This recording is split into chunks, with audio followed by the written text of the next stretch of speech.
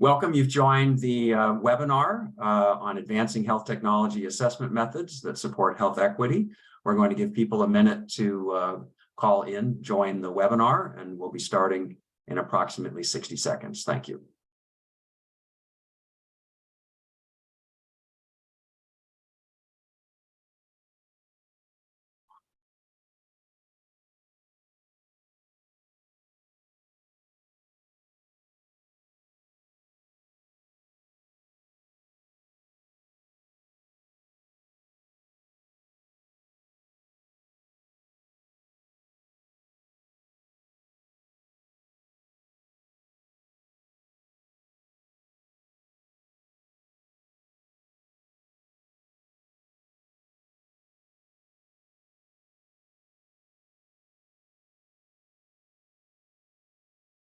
Okay, hi, let's get started. We have a lot of ground to cover in only an hour. So thank you again for joining us for this webinar. I'm Steve Pearson. I'm the founder and president of ICER, and it's my privilege and pleasure to welcome you to this webinar. Next slide. So the participants today are going to be myself and two other ICER staff, Felucio Agbula, who's our vice president of research, and Mel Weddington, who's our director of health economics. Felucio and Mel will be describing many of the elements of the white paper, and then that will be followed by discussion with members of our advisory group. Next slide. Our discussants will be Rebecca Ango, who's the executive vice president for research and evaluation and the director of the Patient Insight Institute at the Patient Advocate Foundation. Linda Goler-Blount, who's the president and CEO of the Black Women's Health Imperative, and Praveen Thokala, who's a senior research fellow at the School of Health and Related Research at the University of Sheffield. So they'll be joining us again after we have a chance to run through an overview of what's in the white paper and the process that that white paper is part of. Next slide. So let me start as part of an introduction, and if you will click through, please. So why are we doing? Why was what was the purpose? What was this all about? Obviously, perhaps especially in the United States, but around the world, there has been a growing realization over the last several years of the historical concerns about racism and other forms of discrimination that have been, if you will, embedded in society and by extension into our healthcare systems, and potentially into the methods that we use for health technology assessment. Now, health technology assessment, or HTA, is a function that is done differently in different countries, but its basic goal is to look at the evidence on the safety and the comparative effectiveness and the value of different healthcare interventions to help inform decision makers, be they national health systems, or national insurance systems, or private insurers, around what a fair price would be for a new intervention, or how it should be introduced in comparison to other available options. So you can think of HTA as kind of a technical exercise, and you might wonder, well, what's the relationship between HTA and health equity? Well, at its heart, all HTA organizations would say that one of their goals is health equity, that by looking at evidence and by doing it objectively and consistently across the board, that we kind of would get away perhaps from some of the decisions that might be made on the basis of political connections or insider influence or some kind of financial conflicts, and that in a sense it's a way to establish a more stable platform to try to get health equity. But there can also potentially, from if you will, almost a philosophical perspective, be a tension, because HTA is often viewed as trying to figure out how to maximize the health in a population on average with the available resources, to make the best use of available resources. And sometimes that might suggest that, by being fair across the board to everybody, we might miss opportunities where we need to give special priority to some patients or some conditions or some situations to be ultimately more equitable, especially, again, in a context in which the background infrastructure of the health system may not be built, certainly to accomplish health equity. So we decided to undergo this effort to look at how we as an HTA organization at ICER, every step of our process, what could we think about deeper and with outside input into the way that it might influence health equity and the way that we might take health equity as a primary concern in the way that we do what we do.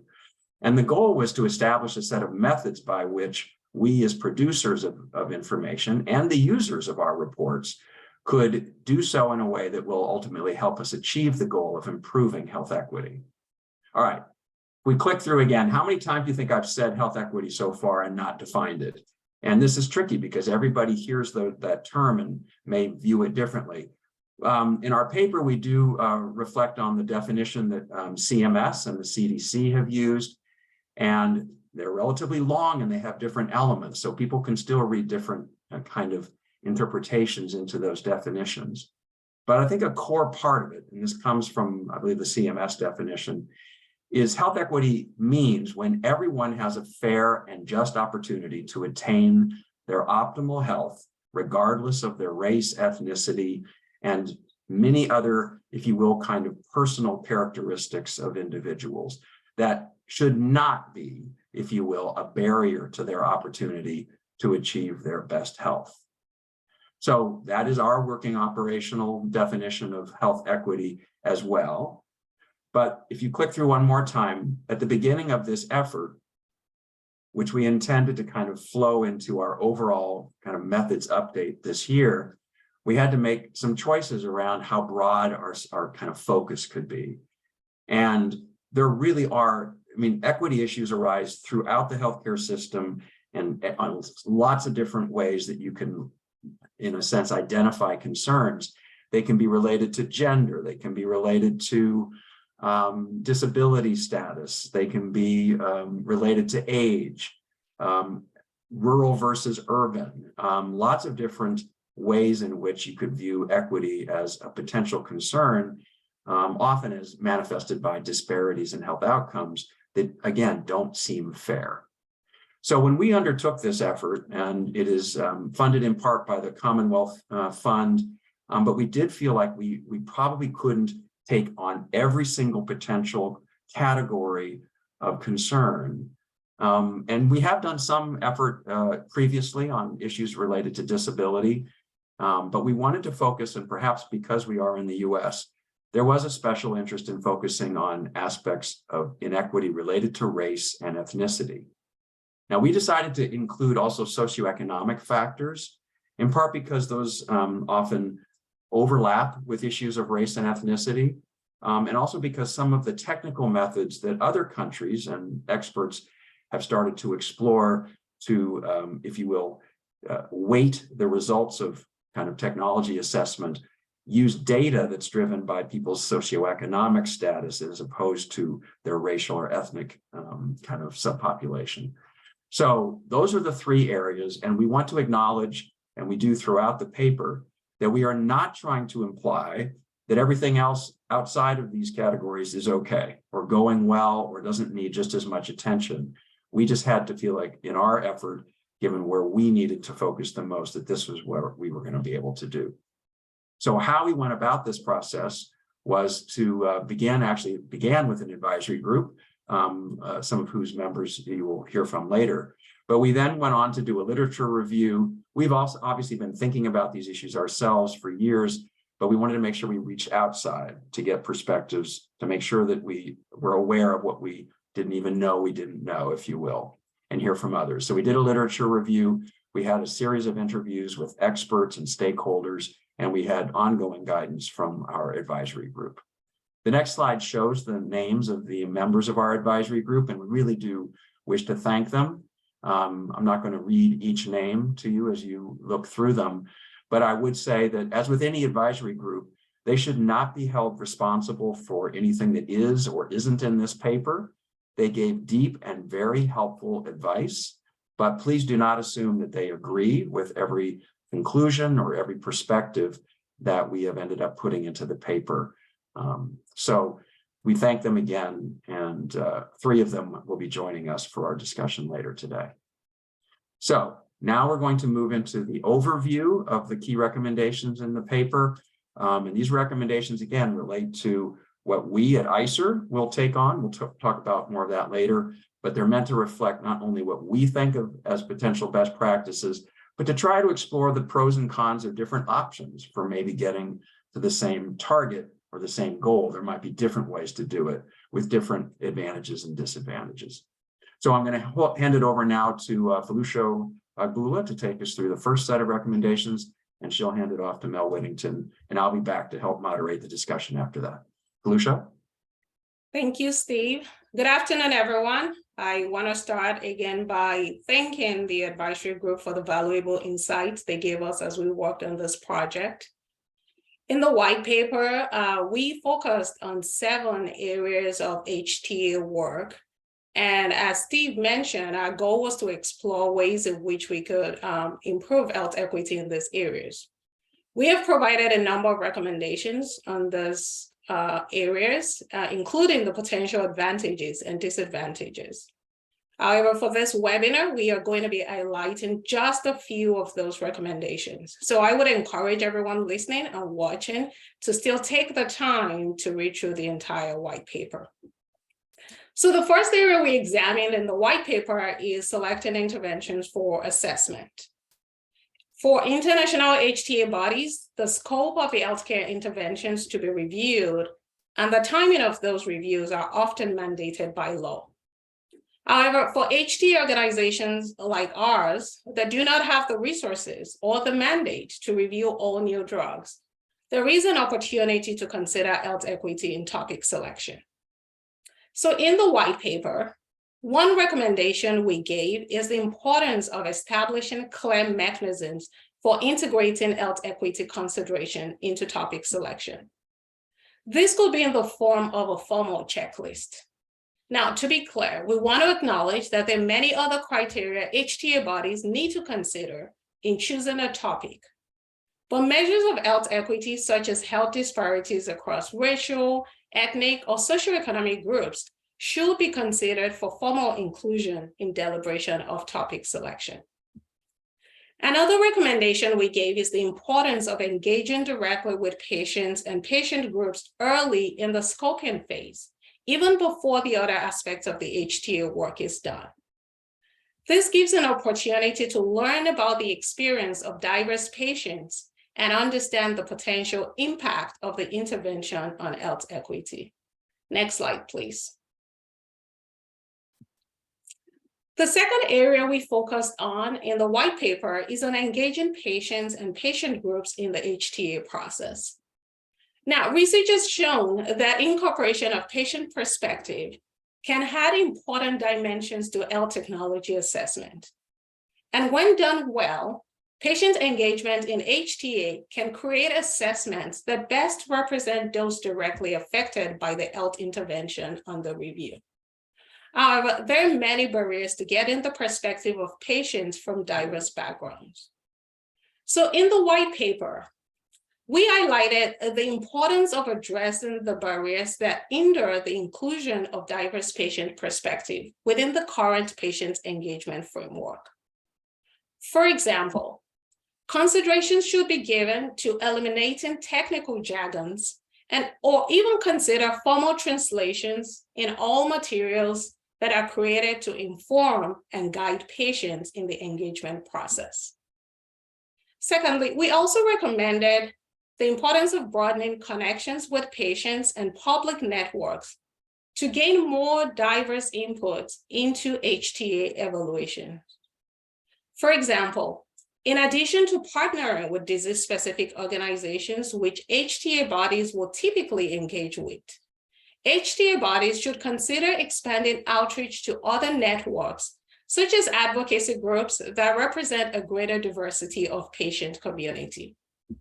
At ICER, we have had the opportunity to work with such organizations, such as Black Women's Health Imperative, on a number of our reviews, and the engagement has served to improve our work.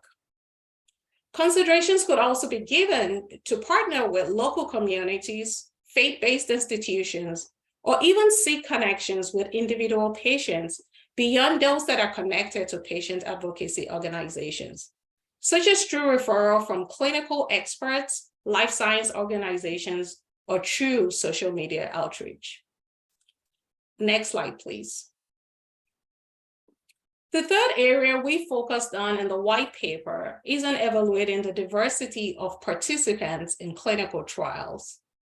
Now, the lack of demographic representation in clinical trials, particularly for racial and ethnic minority groups, has been part of many conversations on health equity in recent years. And given the unique role HTA plays in informing policies, we do have an opportunity to elevate this conversation by enhancing transparency of reporting and holding evidence developers accountable in a way that can hopefully drive change on a broader level. So in the white paper, we provided a few recommendations on standardized approaches that should be considered in evaluating the diversity of clinical trials. For example, we recommended using disease-specific prevalence estimates as the reference point for evaluating clinical trial diversity. Although there are other reference points that could be considered, in fact, many published analyses on clinical trial diversity have used the US Census estimates as the reference point. We believe that comparing to disease-specific prevalence estimates is more reflective of the broad goal of clinical trial diversity, and that is for a clinical trial to be representative of the intended patient population that is likely to use the health technology being evaluated. We also recommended providing an overall diversity rating for each trial. Now, this can only be done if we have an established threshold for adequate representation, which we do not currently have. However, we suggested a threshold in the paper based on previous research and our own assessment of evaluation of 5 years of ICER's work. We believe that having a diversity rating helps to easily communicate to all stakeholders where we are in terms of progress, and hopefully it creates an incentive to do better or to keep doing well. In the white paper, we also highlighted the clinical trial diversity tool we developed based on these recommendations. Next slide, please. The fourth area we looked at in the white paper is on analyzing results by subpopulation. This is particularly important to discuss because when HTA asks questions about clinical and cost effectiveness of a new intervention, we are generally speaking of the average population effect. However, to address the concern of racial disparity in health, users of HTA, including patient groups, have increasingly requested for HTA findings to be presented by subpopulation. However, analyzing and interpreting results by subpopulation is often not straightforward due to methodological and statistical issues that create uncertainty about the validity and our ability to reproduce the findings. In addition, race and ethnicity combine social and biological effects in complex ways, and there are often multiple and interdependent factors that cause racial variations in treatment response. Now, despite these challenges, it is still important for us to know when there are subpopulations with a potentially worse or better benefit-harm balance. So in the white paper, we highlighted a few recommendations on ways to thoughtfully to do this. And a few ones that I would highlight here is the importance of developing a consistent and standardized framework for doing this. In the white paper, we went through the steps of systematic literature review and provided a framework for thinking about this, but particularly for assessing and communicating the credibility of subgroup analysis. Basically, it's not enough to just report a subgroup finding without describing the credibility of the finding.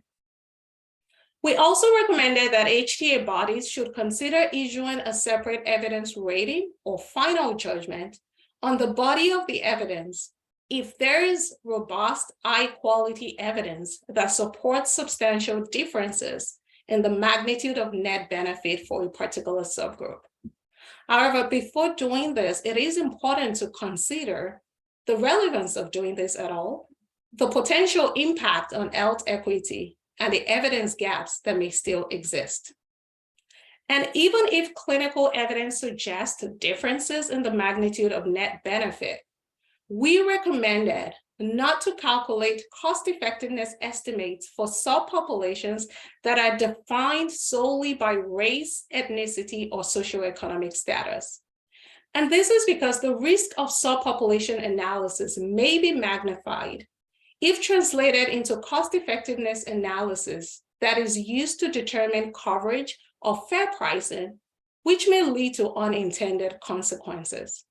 For example, suggesting a treatment is more cost-effective in one subpopulation always implies that it is less cost-effective in those not within that subpopulation. At this time, I'll pass it on to Dr. Whittington to cover the other focus area. Thank you for listening. Thank you, Felicia. Hi, everyone. Thank you all for joining today. I'm Mel Whittington, and I'll be walking through the next 3 focus areas of our white paper, starting with measuring the opportunity to reduce disparities. Equity is traditionally incorporated within a health technology assessment through committee deliberations. And that approach has been criticized in the past for lacking rigor, transparency, and has the potential to be implemented inconsistently. Providing evidence to inform those conversations among the appraisal committee can promote evidence-informed deliberation and thus improve the rigor, transparency, and consistent implementation. And evidence can come in many forms. This could be qualitative data, stakeholder comment, or quantitative empirical measures. And so this area of focus is primarily related to those quantitative empirical measures that could be provided to help quantify the equity considerations within a condition or a treatment, and then be provided to the appraisal committees to promote this evidence-informed deliberation. So let's look at our recommendations for this focus area. Our first recommendation was related to providing quantitative evidence on the treatment's impact on disparities. And there's a variety of different evidence that could be used to inform this. There are a variety of different methods that could be used to inform this. One potential novel method is distributional cost effectiveness analysis, or DCEA. This type of method can provide a quantitative estimate of the health as well as the inequality and social welfare impact of a treatment. And so those summary measures from this novel method could be used as a quantitative estimate to inform this appraisal committee deliberation around a treatment's impact on health equity. The challenge is these additional novel methods require a lot of additional data, some of which are not available at this time. And so there are barriers to being able to use this on a routine basis. So we will continue to encourage this data infrastructure to be built, and for HTA groups to consider whether those data are available and if it would be feasible to calculate an empirical estimate of the impact of a treatment on overall health disparities. Our second recommendation was related to providing quantitative evidence at the condition level. So our first one was at the treatment level. The second bullet is at the condition level. And this could be prevalence estimates or access barriers across different subpopulations. Again, there could be a variety of different evidence and approaches to be able to provide these data. One thing ICER has recently done is developed the Health Improvement Distribution Index, or the HIDI, H-I-D-I, as a way to signal to decision makers of the opportunity for a certain condition to provide relatively greater health gains within certain subpopulations. Now, this is not intended to be a full distributional analysis, but certainly a signal of a certain condition that might have the opportunity to provide greater health gains within certain subpopulations. This is something we have already started to implement in our assessments and will continue to do so. You'll see that the 2 recommendations I've highlighted here, we have treatment level measures and condition level measures. There are a variety of different measures within each of those, and there could be other levels too, in addition to condition level and treatment. So importantly, HTA groups should avoid using any single empirical measure as a substitute for deliberation that should integrate the multiple important equity criteria in policy decisions. Let's go to our next focus area, and that is health equity and cost effectiveness. This focus area is on how we can promote health equity through quantitative methods of cost effectiveness analysis. Traditional cost effectiveness analysis has been critiqued for its focus on efficiency whereas there are other important constructs that are important for decision-making, such as equity. There are novel methods, often coined equity-informed economic evaluation. These include DCEA that I alluded to in the previous slide, as well as other types of methods that are extensions of cost effectiveness that incorporate equity considerations. We don't have time today to dig into each of those methods. We describe them briefly in our white paper and include references to other sources that are able to provide much greater detail about these methods. But let's go to our next slide and look at the recommendations within this focus area. Our first recommendation was to avoid using equity informative economic evaluation as a substitute for deliberation. Now, equity informative economic evaluation could provide some very helpful additional information to the value assessment, but we aren't suggesting that it should replace or substitute the need for equity to be part of the deliberative conversation. Equity informative economic evaluation could be seen as a complement to or as a way to support the deliberation, but deliberation is still necessary within HTA to account for these multiple equity criteria and to bring in the contextual considerations and other advantages and disadvantages of a treatment. Our second recommendation is to advocate for equity informative data. Equity informative economic evaluation, we have very few examples of this being used for the purposes of value assessment. And that's primarily because of the limited lack of data elements that are core to being able to use these methods and then to be able to test to see if whether they are appropriate for value assessment. So we continue to advocate for these data to improve the potential for equity informative economic evaluation to be considered in value assessment.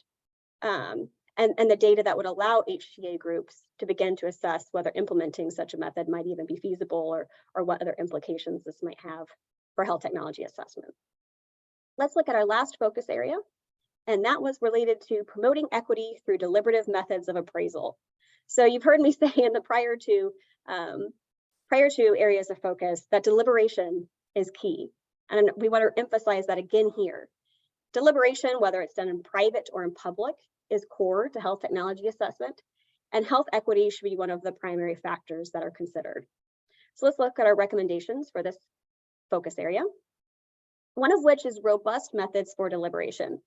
Now, methods of deliberation can vary from being completely qualitative and free-form discussion to being very formal with weighting and multiple criteria decision analysis. And each have its own advantages and disadvantages, so HTA bodies will need to appraise those for their purposes and their settings to figure out which is most appropriate for their setting. But there should be a robust method for deliberation, and equity should be considered explicitly as a factor. And that leads us to our last key recommendation we'll emphasize, and that is to highlight structural aspects of the healthcare system that should be changed. HTA should accept a broad responsibility to provide information beyond technical analyses of evidence to policymakers, but also to use deliberation as an opportunity to discuss and address potential policy interventions that could help treatments reach all parts of society and over time could reduce disparities. And so with that, I will turn it over to Steve to moderate our discussion. And while doing so, I want to also thank our advisory group, as well as all of the other individuals who have contributed to this project. Thank you. Thank you, Mel, and thanks, Felicia. All right, I want to reintroduce the three discussants with a slide that shows you again who they are, and they're going to now come on camera.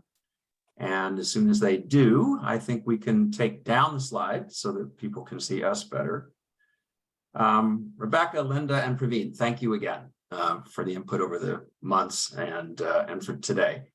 So I just want to start with a reflection that anytime anybody, whether it's an individual or an organization, takes on the idea of trying to learn about their current approach and whether it reflects a true understanding of health equity, it's easy to kind of wall off areas that you don't want to look at, or that, and to focus on the things that are either obvious to you and you've already done something about it so you can pat yourself on the back, or that just in some way fit your worldview of what equity should look like, and you fix what, in a sense, is not the ultimate problem. Have we done that? I want to be open to your guys' perspectives. You've been working with us for months on this, but feel free to say whether you think did we just did we wall off something really important here that we just didn't even talk about at all before we even get into some of the specific things we did talk about? How would you reflect on whether we did this right at the highest level? Linda, what would you say? So, Steve, I would say that, you know, the approach is to be commended. It's different than previous approaches, in that, and you've heard me say this many times, it actually centers the patient. So part of what informed this approach was not ICER's definition of equity, but actual patients, actual communities' issues of equity, because what they think about equity is probably different from a lot of institutions. And so while not expressly taking this approach, in some respects, there was a justice frame that was used, in that what community said was important. It informed the process. It informed definitions. Yes, there's still a ways to go, but by starting with those people who have been the object of these conversations for decades and their definition and what's important to them and how they view health technology, how they view health systems, how they view access, how they view the issues of trying to be healthy, is something that absolutely has to be done and will inform this process and hopefully others going forward. All right, thanks. Rebecca, I was going to call on you anyway, even though you didn't put your hand up. So no, please, what do you think? Yeah, I completely agree with Linda. When we started this process, there was a very lengthy and detailed discussion about what equity means, how do we define it. And I think, I don't think we walled anything off. I think the problem is if you try to talk about equity in a tiny white paper with all of its, different facets, you run the risk of trying to boil the ocean and or not saying anything of meaning. So I think the pieces that we came down to for this project in particular are, which you highlighted in the webinar, are two of the most important aspects of equity, at least in the United States, related to healthcare experiences and healthcare outcomes, right? Racial and ethnic identity, as well as socioeconomic status, and I would even take it a step further. When you're looking at racial ethnic identity related to equity, what you're really talking about is looking at things from an anti-racism perspective, which we got into some of those conversations as well. So I think we did this justice, knowing that we couldn't do everything. And I see this as the first step of a lot of great work that's going to be done. Well, yeah, and I would emphasize that too. One thing you learn anytime you try something like this is how little you can accomplish in a short amount of time, no matter how much time you've given yourself. And it has to be a kind of iterative process. I will say, Praveen, before I give you a chance too, in my experience working with patient groups, often, again, everybody's sense of not just the definition of equity, but how it really plays out is very different. But for some patient groups, it all boils down to, do we get access? And by the way, you, ICER, you're looking at these technical issues around a clinical trial. And in the real world, nobody can actually get what is described as usual care in this trial because we have so many systemic problems with access. And again, that can percolate through so many different parts of the health system. And we have, therefore, a higher burden of illness among people in our community.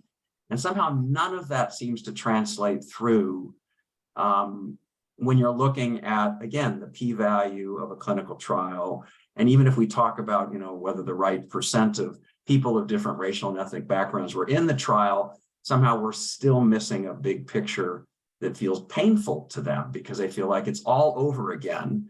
People are going to be talking about them, making decisions about their access, in which the big picture is somehow missed. So again, I know that this paper can't address all of those things. It talks a fair amount about, as Felicia mentioned, this engagement phase that we call scoping at the beginning.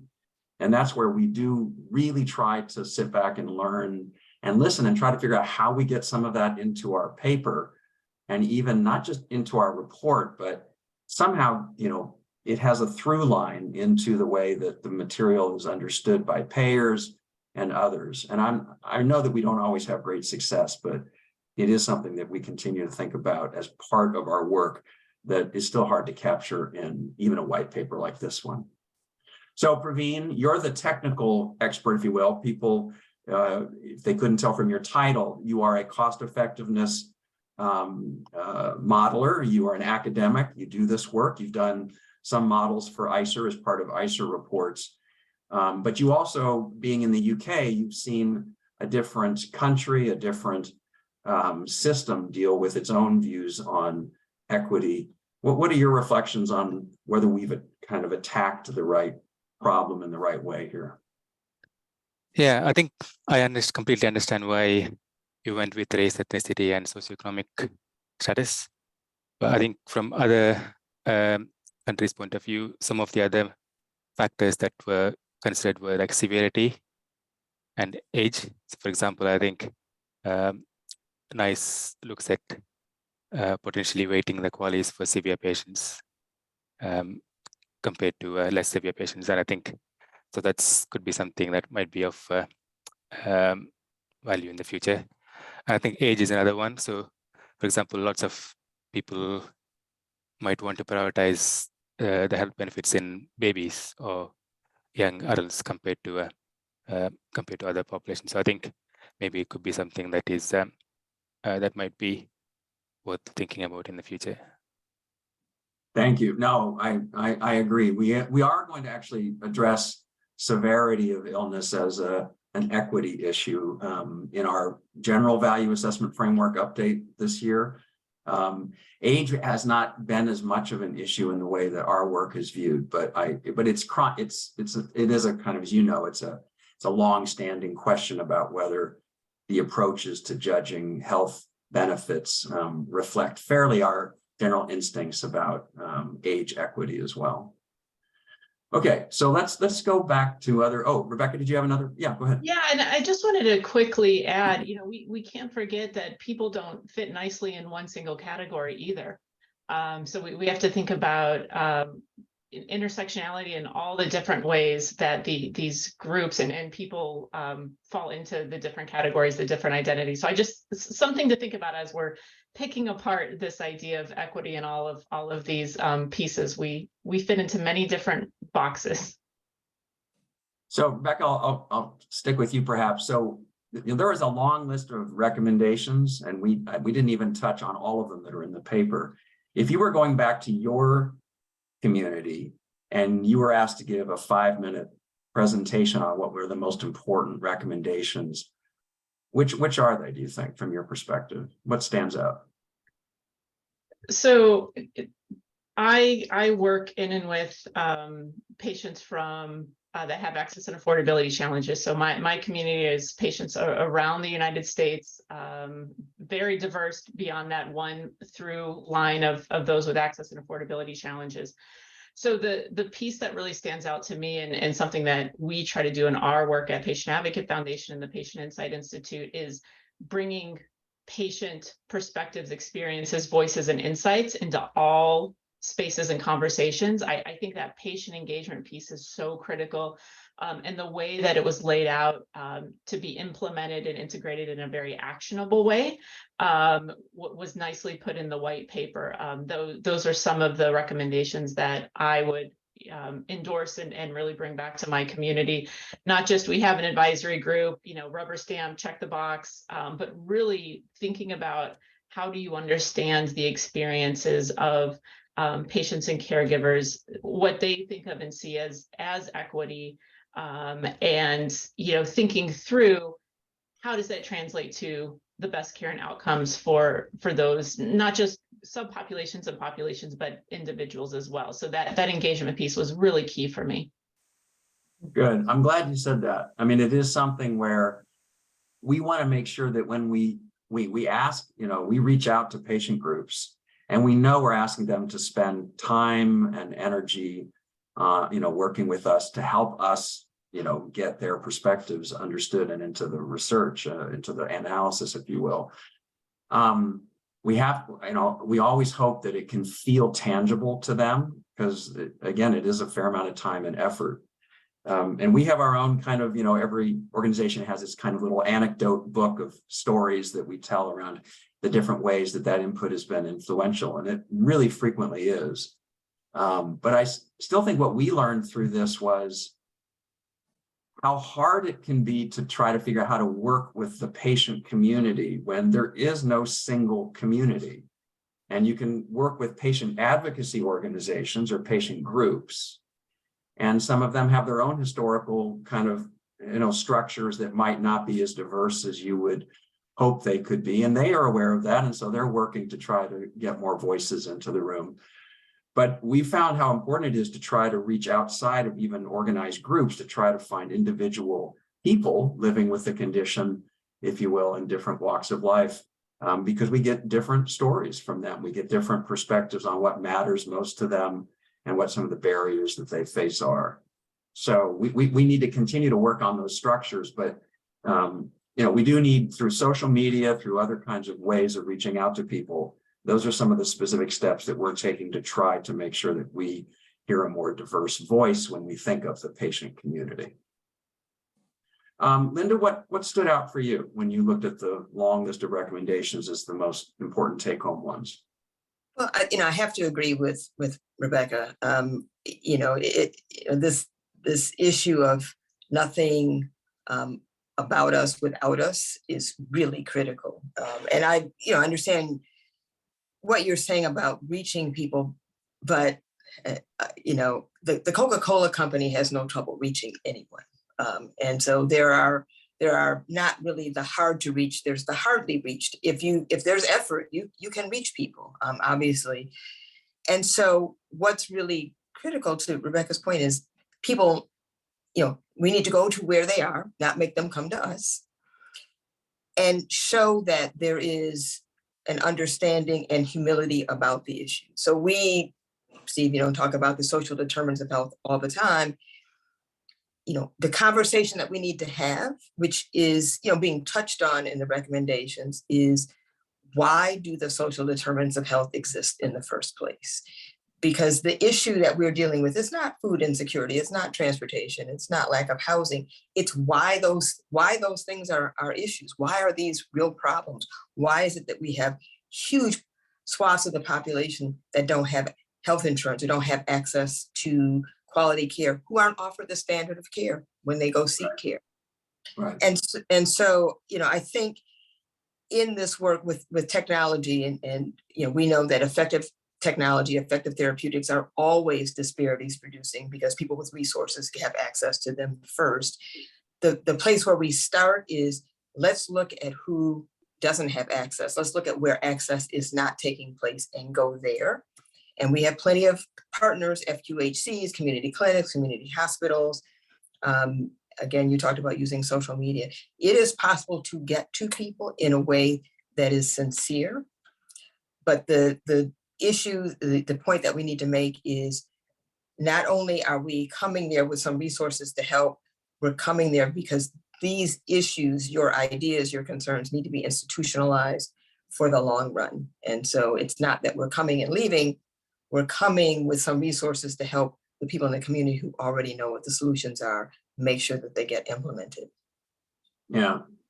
I mean, again, one of the kind of background tensions in the way that I think our work is viewed, and that we have to think about, is we kind of can be viewed as supporting the current power structure of the way that insurance companies make decisions, and we're just feeding into that system of power, and that has, again, ignored some of these important distinctions and not thought as broadly as it should about access. And so, it wasn't directly driven by that, but, we did start to put more meat on the bone by doing our barriers to fair access reports as part of our work. And again, we try to highlight the broader barriers linked to socioeconomic determinants, and try to come up with action statements in our own policy recs for each topic we do. And again, we don't have any statutory power or any direct, power with the payers to get them to do things.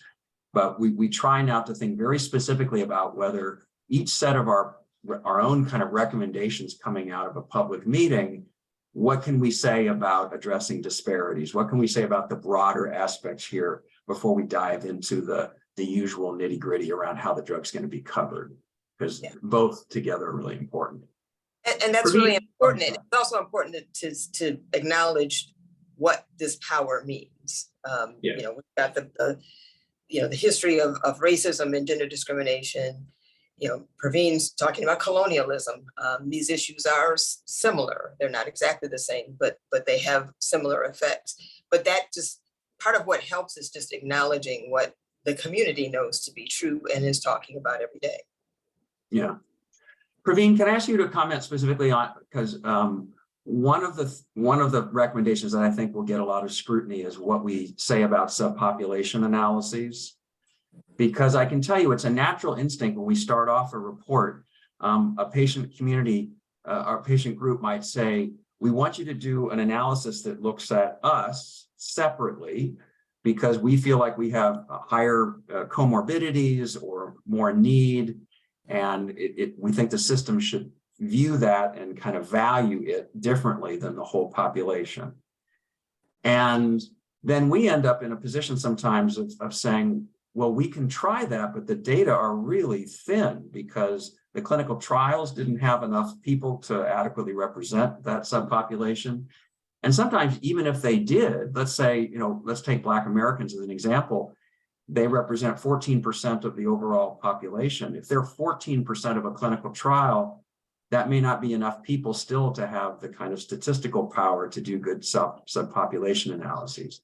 And then, as Felucio said, another problem is that even if you did have adequate numbers, you might go in there and you start to look and you find that the drug doesn't seem to be as effective for that subpopulation.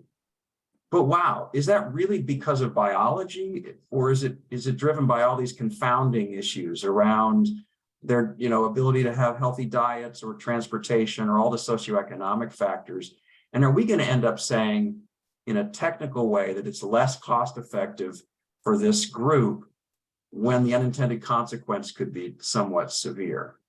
Now, as a cost effectiveness modeler, though, you think about doing subpopulation analyses all the time to try to find the sweet spot where a drug, let's say, could be most effective and most cost effective. So what was your reflection when you heard the way that Mel and Felucio talked through those issues? Yeah, I think a lot of it echoed with our experience with lupus nephritis. So we were debating on doing subgroup analysis for that project. And I think there are multiple challenges, like you mentioned. So one is the natural history of the disease. So it could be different between the different subgroups. Mm-hmm. And we don't normally have data. And even if there is data, then there could be, like you said, confounding factors like, potentially these inequalities feeding into having lower outcomes. And then the other issue is the treatment effectiveness, which again could differ by subgroup. So when you combine all of those, it's hard to disentangle which is actually because of the underlying differences in the subgroups, and which of it is because of the underlying difference in the inequalities in the system, right, and the lack of data. So, and then the final thing, like Felucio said, is obviously by definition saying the treatment is cost effective in one subgroup means that it's not as cost effective in the other subgroup. So it's a balance between giving priority to one subgroup while making sure that the other subgroup is not penalized.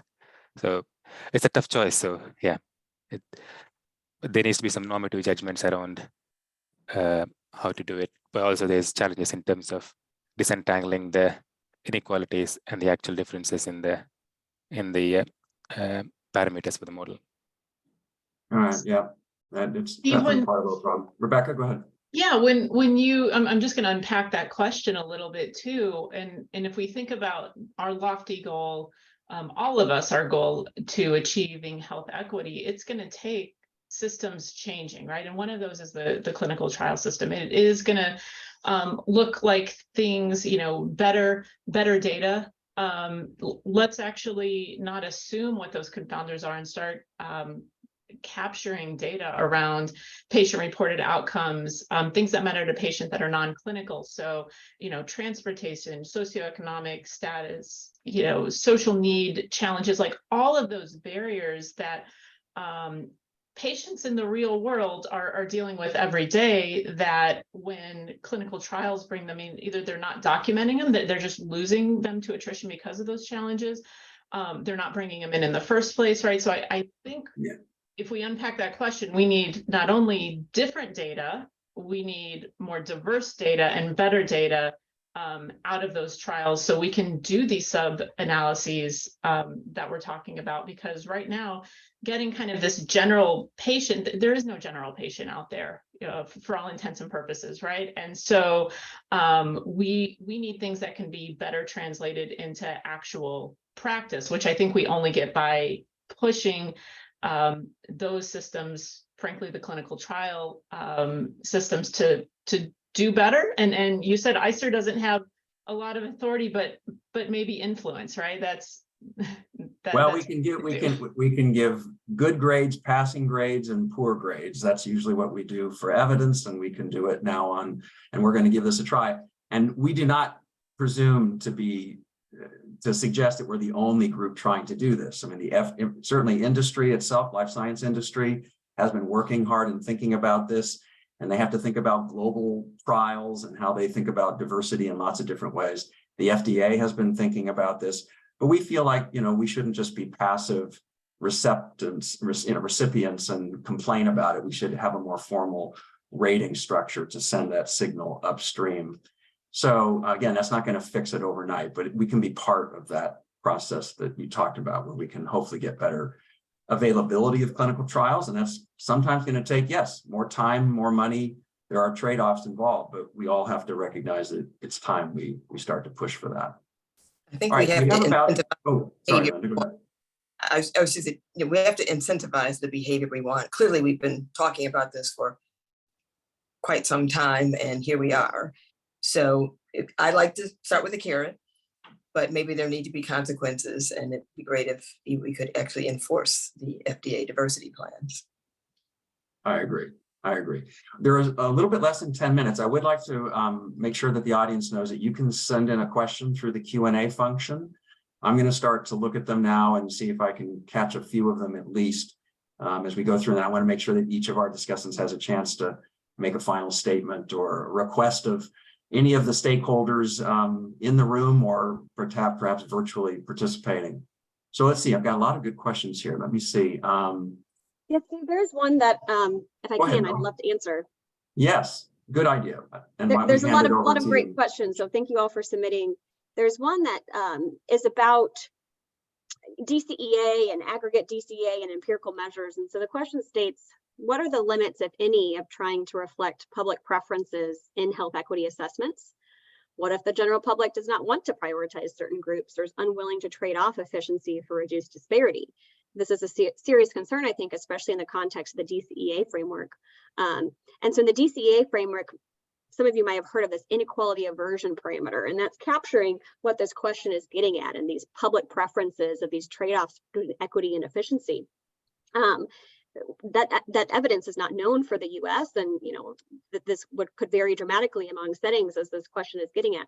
One interesting part about distributional cost effectiveness analysis is there's helpful elements even before you get to that requiring of the equity, the inequality aversion parameter. So you could still look at the net distributional impact of a treatment on different subpopulations before you don't necessarily have to integrate the inequality aversion parameter and combine efficiency and equity. And that's what we are trying to get at in the first focus area that I discussed about empirical measures, and can we use evidence from different components of DCEA and other methods as a way to provide evidence to inform evidence-informed deliberation. So I think there is a potential for novel methods to be used, pieces of it, summary measures to be used as evidence, even without quantitatively incorporating equity and efficiency. The challenge is to do what I'm suggesting still requires a lot of additional data. And so, still to be determined about how it can be implemented in HTA. But just wanted to emphasize that there are summary measures that could be used as evidence-informed deliberation even prior to using an inequality aversion parameter. Got a lot of technical comments there that I know that I'm glad you answered that question, but a lot of people won't understand at least 80% of that. And that's okay. That's part of the challenge here, is that there are deep weeds here that we're going to have to try to make sure that we help everybody understand. Felicio, did you see any question that came through that you'd like to respond to? Yeah, there was one question here that was talking about, again, what we've learned, that working with community engaged researchers and leaders as guides to talk to and how to ask questions is critical, but that requires intentionality and skills. And are we as researchers, as HEOR researchers, really equipped to do this? And what skills do we have?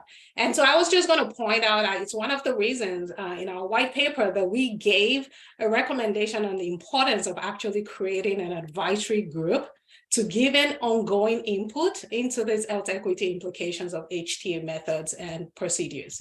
Again, even on working on this project, that's why we didn't go ahead to assume we knew what we didn't know. And that's the whole point of having this advisory group, so we can gain from the expertise of others that are doing this type of work. Rebecca, go ahead.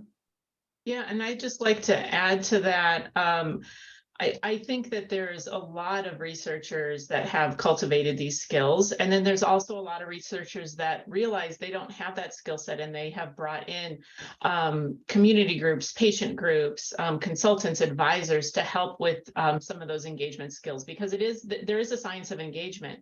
And having the right people in the room to do it effectively is necessary. Just like you would pull a biostatistician in onto your research team, you should pull somebody in that is skilled and proficient at engagement to make sure that your outreach is meaningful, inclusive, all of the best practices around patient and community engagement. So it's a great question that likely will require some researchers to go out into their networks and find those groups or individuals they can partner with to have those skills on their team. Great, thank you. I'm going to apologize to the participants, the audience who sent in questions that we're not going to have a chance to directly comment on. We're going to take a look at them, and if we can get back to you on anything in particular, we will. But I don't want to promise just because there are a large number of questions. And I did want to give each of the three of you guys a chance to have a last thought, or again, request sometimes. If you want to say, hey, the best thing to come out of this, the best next step would be this, let's see that happen. And then I have one last slide just to say what we already know at ICER will be the next steps in relation to this effort. Praveen, can I ask you to go first this time? Yeah, I think this is a good start, because there's obviously, like everyone discussed, there's quite a lot of stuff still to be done. So I think this is a good start. And I think it's worth looking at other HT agencies, because quite a lot of them are also thinking about these issues. Maybe not exactly the same kinds of equity issues, but they are thinking about them. So maybe it's worth linking up with them to see if this is still a developing field. It's quite early on, so I think there's lots of things still to be learned. Thank you. I agree. Rebecca.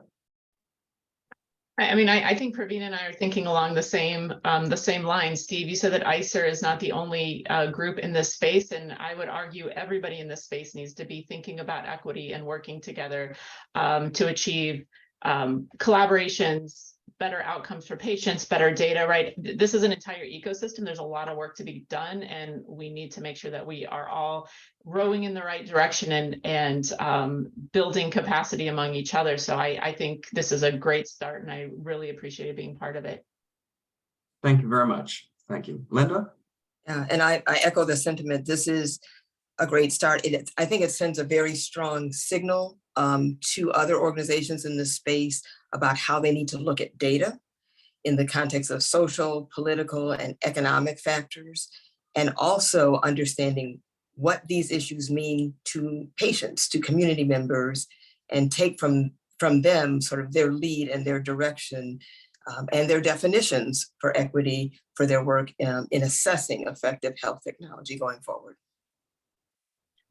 Thank you very much. I would just say conceptually, or almost emotionally, I want to make sure that ICER, again, use this as a first step and on a longer journey where we have to continue to broaden the work that we do to think deeper about different types of health inequities. Some came up in the questions around gender, disability, et cetera. But thank you again very much for your participation and for helping us get oriented so far. The last slide here is just to talk about some concrete next steps. In addition to that ongoing kind of journey, if you will, that we want to be on, we will have 2 academic manuscript submissions focused primarily on the clinical trial diversity in one hand, and on the other on elements that Mel has been working on in terms of looking at the the health improvement distribution index and other elements of kind of cost effectiveness. I and others at ICER are going to be involved in ongoing discussions with international HTA agencies. I'll be at a meeting of them actually this coming weekend in Europe. And this topic is something that actually we are viewed as a leader on. I mean, other agencies are thinking about it, have been thinking about it, but I think in part because of the racial and ethnic issues in the US that we are viewed as a special voice on that issue internationally. We have a conversation about this at a session at ISPOR, that's the International Society for Pharmacoeconomic and Outcomes Research meeting in May in Boston. And as I mentioned at the outset, our own value assessment framework, which takes a much broader look at our procedures and methods, will be updated later this year, and we will be weaving these recommendations into that.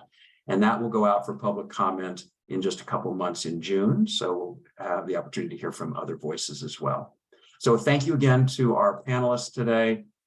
Thank you for tuning into this conversation. And obviously there's a lot more to come. Thank you very much.